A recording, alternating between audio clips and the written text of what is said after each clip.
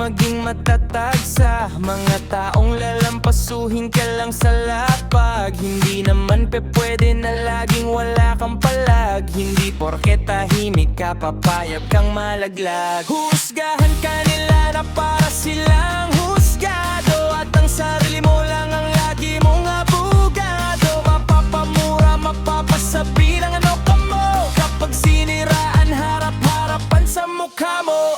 Kala mo malinis kung makapagsalita, marami ka ring dumi, ayaw mo lang pahalata. Malala ka pa sa sinaing na kaning malata. Konting galaw isyu agad, kala mo perkepto yung madla. Magkukwento sa iba pagkatapos ay maninira. Mga bumubulong sa likod, palihim na naninira. Harapin ang salamin bago mo pansinin yung iba. Kahit saan ka pa magpunta, hindi ka Diyos para manghusga. Bakit ba ganyan? Tao ka lang aking naman. Kahit bali-baliktarin, laging mali, mali pa rin.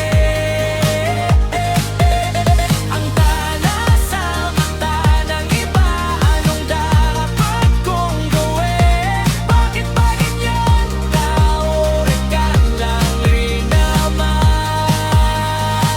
Kahit bali-baliktarin, laging mali, mali pa rin. Ang tama sa mata ng iba, anong dapat kong gawin? Bakit ba ganyan? Tao ka lang rin naman. Kita ka naman kahit anong aking gawin. Ako lang ang may kulang, ikaw lagi yung magaling. Kapag hindi lumaban, sinasabihan na bating. Pag pinatulan naman, mayabang agad yung dating.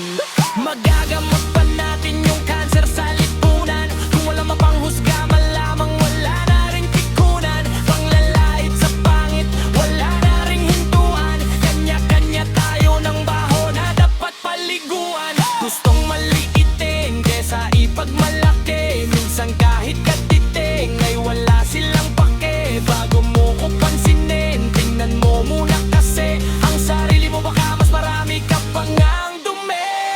Marami akong tattoo, kriminal na ba agad? Kulang lang ako sa tulog, adik na tsaka bangag. Madalas